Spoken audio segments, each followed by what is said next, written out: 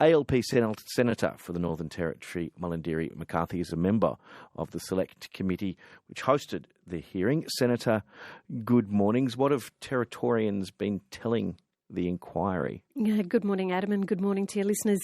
We've been hearing directly from organisations in relation to their concerns about the slowness of funding rolling out across the north.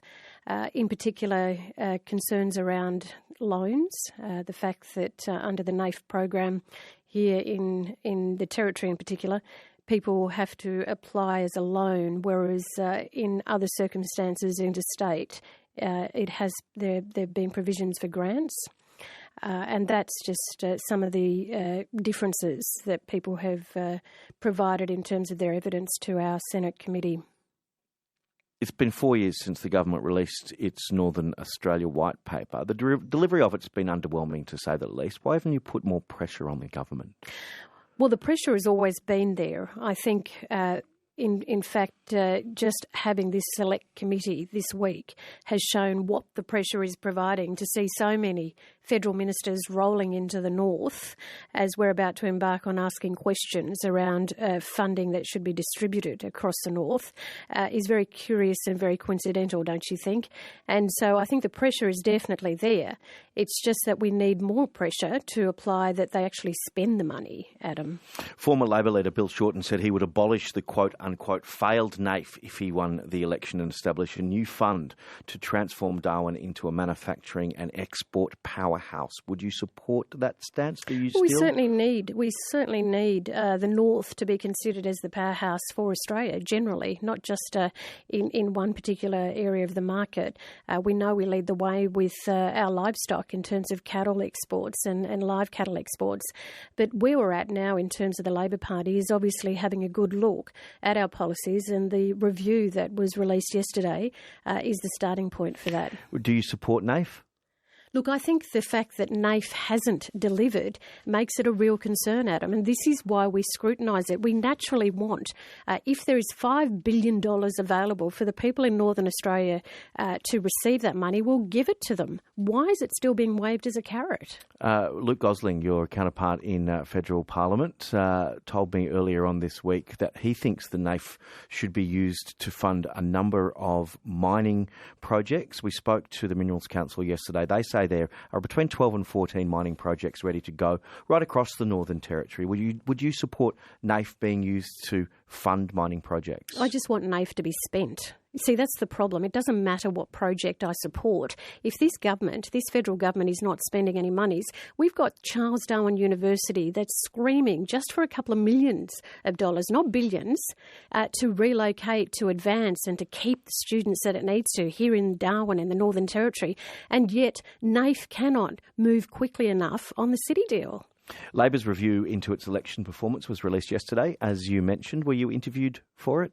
Yes, I was, Adam. I was certainly interviewed by Joe Weatherall on my thoughts in terms of the federal campaign, and I was very pleased to see that some of the areas that I was certainly pushing in terms of First Nations coordination and policies linked with state and territory areas was very much acknowledged in the report. It was a bit of a shock defeat for the Labor Party. The bookies even had on the day, I seem to remember, 7-1 for Labor to win. In your opinion, what went wrong?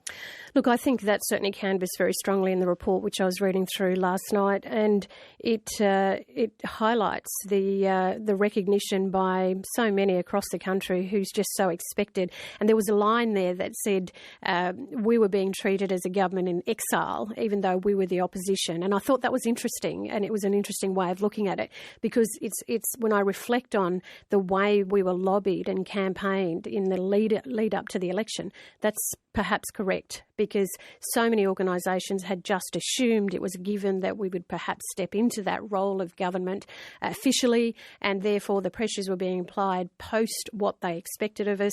So it was interesting to read all that. It was also a bit depressing, clearly, reading the report and recognising there were some things there that could have been done differently.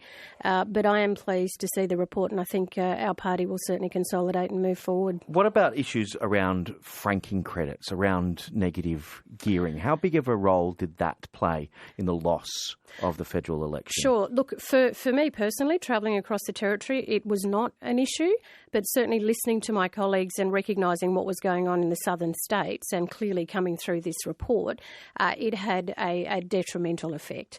People were either confused and unsure, felt angry, and the clear thing that came through was there were just too many messages about what Labor could and would do if we got into government. And the franking credits was one that clearly caused a great deal of angst and confusion. There was many retirees who were standing to lose not that much money, but say between $2,000 and $5,000 or $6,000 with the abolishment of the franking credits. Do you think in hindsight the Labor Party should have put a cap on it of, say, $10,000 or something before they introduced it? Oh, look, we can all be wise in hindsight. I think where we're looking at is that the balance was between the need to spend so much more on our schools and health system and knowing that we couldn't go into major deficit and that we had to give an explanation as to where we would be saving the costs. And clearly that was our judgment at the time, and clearly it wasn't accepted and worked. So we have to reconsider all those things. Interestingly, the report found low-income workers swung against Labor, where really they should have, considering your party trumpeted bigger tax reductions for lower income earners than the coalition. So how did you lose that working class vote? Yeah, look, I think that's something that we'll have to keep canvassing amongst ourselves in terms of our respective constituencies. If you compare, say, Queensland with the Adani coal mine and the Greens movement that went through, clearly there were workers there who wanted Labor on their side. Then if you compare that to the needs in, say, for example, seats in Victoria, where there was more of an emphasis on the climate and the concerns around that, it was really about trying to get the balance right, and clearly we couldn't get the balance in the way that we wanted to. Former Prime Minister Tony Abbott last night reflected on the Abbott-Turnbull-Morrison government in a speech at his own tribute dinner. Yes, and Scott Morrison, our Prime Minister, whose near miraculous victory redeemed the current government from being judged by history an embarrassing failure. That's the truth, Scott. Had we lost this election, this government would have been judged an embarrassing failure. How did Labor not capitalise on a government like the one Abbott described there? Well, that again is certainly highlighted in the review's report that came down, Adam, and again, that's something that we will constantly have to ask ourselves where we failed in that regard. You're on ABC Radio Darwin. 9:15. Adam Steer with you this morning. Malarndirri McCarthy is the Labor Senator for the Northern Territory. The Northern Territory lost its only full-time Auslan interpreter just a few weeks ago when Liz Temple finished up the job. There are no plans to replace her. This will affect deaf people who need access to health, legal services.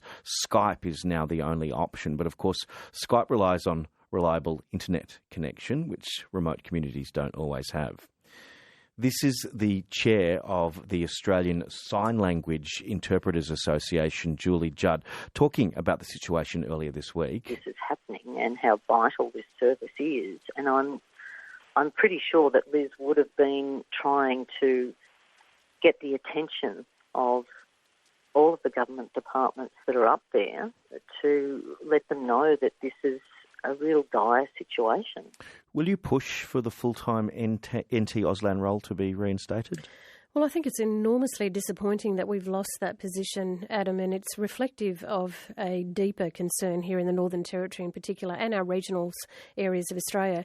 That is, these packages with NDIS are not rolling out, and they're not rolling out satisfactorily. They're not rolling out enough. What's happened with Auslan is really just the tip of the iceberg in terms of the fact that we have real difficulties, or the government, the federal government is having real difficulties in rolling out what it should in terms of entitlements for people here with disabilities. And yes, I will certainly be following this up.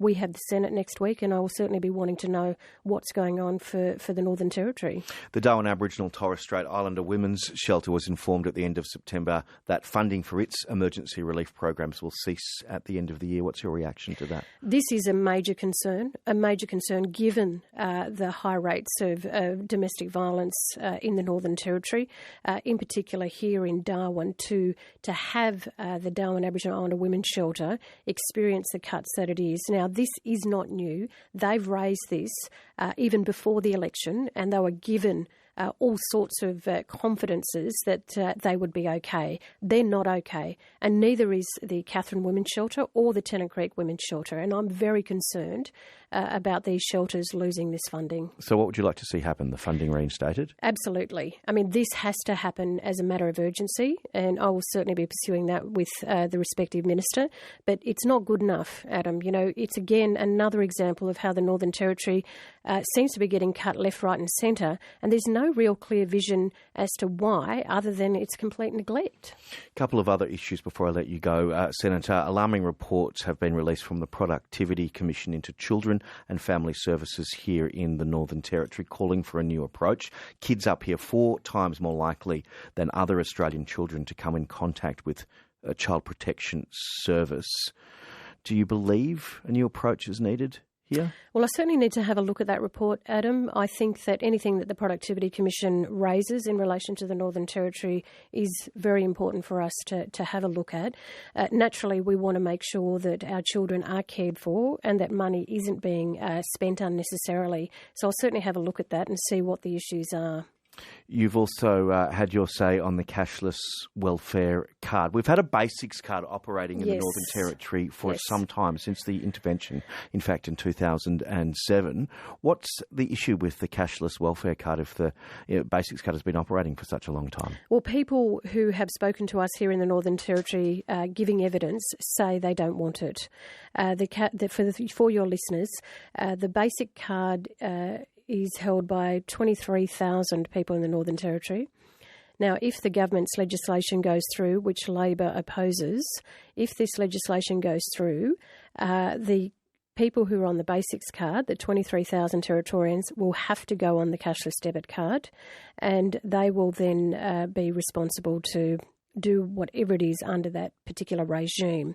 Now, under the evidence that we've been given both in Central Australia and here in the top end, there's overwhelming evidence to show that, the basics card didn't work in terms of its output. There was no evidence base behind why there should be a move to the cashless debit card.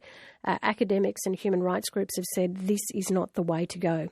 We would say that if people want to have the card, there should be an aspect of voluntary input, but not this blanket approach. And Labor will be opposing the legislation. You would have spoken to many people on communities, particularly women in communities. It was reported when the basics card first came out that there was many people supporting it because that money wasn't being spent on grog, and the therefore associated antisocial problems that come with people being drunk weren't happening as much. They're anecdotal reports that come back, and we have heard different things. But our committee is required to look at the evidence, and we have to make evidence-based decisions on legislation. And there is no evidence to support any of that. If anything, what we have seen through this inquiry is places like the Arnhem Land Progress Association with their food card, with Tunganjira and their relationship with Westpac, they've been able to establish community-driven options for people in terms of controlling and supporting them in their savings and the way they spend their money. That has worked, but this whole blanket approach has not worked. Senator, as always, appreciate you coming into the studio this morning. Thank you. Thank you.